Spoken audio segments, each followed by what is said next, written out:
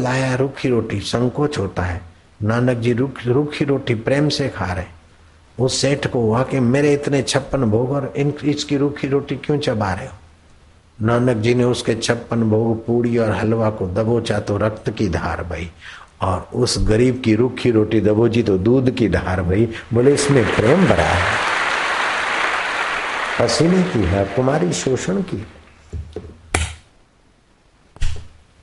जिसके पास बहुत धन है, बहुत सत्ता है, बहुत लोक है और बहुत दबदबा है, उस आदमी को भले मायावी आदमी बड़ा आदमी समझे, लेकिन भारतीय संस्कृति उसको बड़ा नहीं मानती।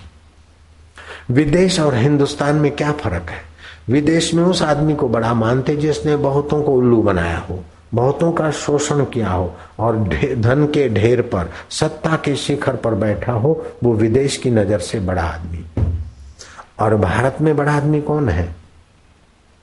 जिसने बहुतों के आंसू पोंछे हो, कम से गुजारा करते हो, कम लिया और बहुत दिया, और अपने सुख के लिए किसी की जरूरत नहीं, और दिले तस्वीरें हैं यार, जबकि गर्दन जो खाली मुलाकात कर ली उसको बड़ा मानते। कबीर को, नानक को, सुखदेव जी को बड़ा मानते। राजा जनक राज्य वैभव से बड़े दिखते, लेकिन अष्टावक्र 10 साल के, और राजा जनक विशाल का है। राजा जनक चरणों में बैठते, अष्टावक्र ब्रह्म ज्ञान का उपदेश देते। टेढ़ी टांगे, नाटा कद, काला रंग, शरीर में 8 टेढ़े टांग, टेढ़ापन, अष्टावक्र थे, लेकिन बड़े में बड़े रब का ज्ञान था। ये 4 बातें थी अष्टावक्र में। मन मना भवा, अर्थात मेरा ज्ञान प्राप्त कर लिया था उसने। मद भक्तो, मुझे साथ एकाकार हो गया था। मध्याजी, अपने अहंकार को मुझ अकाल पुरुष में मिला दिया था। मां नमस्कुरु, मेरे प्रति नमन, अर्थात देह में नहीं हूं, ये शरीर में नहीं हूं। अष्टावक्र जब राज दरबार में जाते हैं तो टेढ़ी टांगे ऐसा वैसा चलकर जब गए तो सारे पंडित जोर से हंस पड़े। हे जनक, मैंने सुना था कि यहां तुम्हारे यहां पंडित सभा में है, लेकिन यहां तो चमारों की सभा है। तो पंडितों ने कहा हमको चमार कैसे बोल रहे हो? बोले मेरे चमड़े और हड्डियों के टेढ़ेपन को देखकर तुम हंस रहे हो। सुराही टेढ़ी मेढ़ी हो, घड़े और बर्तन टेढ़े मेढ़े हो तो आकाश उसमें टेढ़ा मेढ़ा दिखता है, फिर भी आकाश टेढ़ा मेढ़ा नहीं। ऐसे ही मेरा आत्मा अकाल पुरुष तो वही का वही है, तुम उसको नहीं देखते और शरीर को देख रहे हो।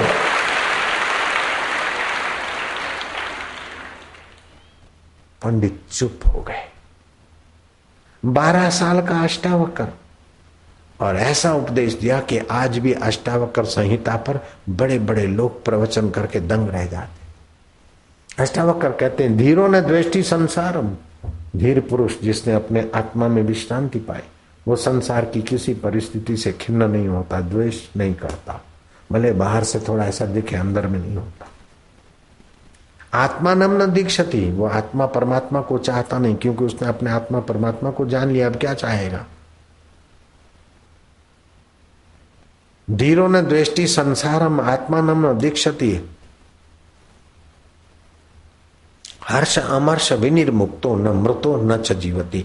हर्ष देने वाली चीजों में भी वो समझता कि आई है, जाएगी, बदल जाएगी, उसमें आसक्त नहीं होता। अमहर्ष वाला, दुख और मातम वाला प्रसंग आता है तभी भी वो समझता है कि तो संसार है।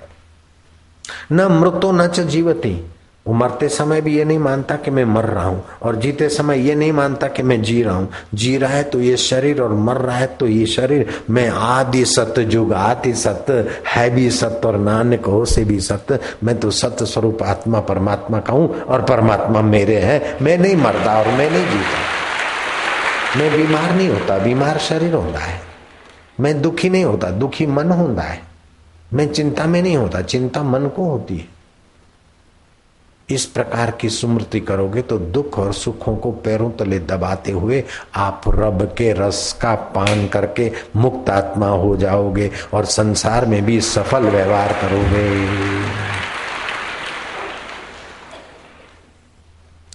अब ये मौसम है ना, बारिश का मौसम आने वाला है थोड़े दिन में, तो वातावरण में सूर्य के किरण कम होंगे और शरीर में गैस की फरियाद होगी।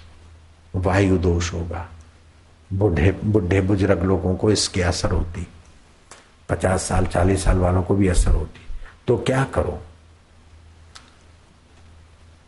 इलायची, काली मिर्च, सौंठ और अजवाइन चारों समभाग में 10-10 ग्राम कूट के कपड़ छान करके रख दो घर में। कभी पेट दर्द होया, कभी बदहजमा होया, चुटकी भर के गुनगुने पानी से फाक लो 2 ग्राम की, 2.5। जरा जरा बात में इंजेक्शन, कैप्सूल, दवाइयों की चक्करबाजी से बचो। दूसरी बात है, 50 साल के बाद वैसे ही हाजमा थोड़ा कम होने लगता है, बुढ़ापा आने लगता है। तो उस बुढ़ापे के प्रभाव से बचने के लिए क्या करना है, आप देखते रहे। ऐसे बैठ गए, इसको बोलते हैं वज्रासन। सुबह वज्रासन में बैठ गए, श्वास बाहर निकाल दिया और रम जो बीज मंत्र है वो अग्नि देवता को जागृत करता है। जैसे अग्नि जलाते फूकते तो अग्नि जागृत होती ना, ऐसे रम रम जपने से जठरा अग्नि प्रदीप होती है। श्वास निकाल दिया। अब श्वास लेना नहीं है, खाली मन में रम रम जपना और पेट को अंदर बाहर, बाहर कम अंदर ज्यादा।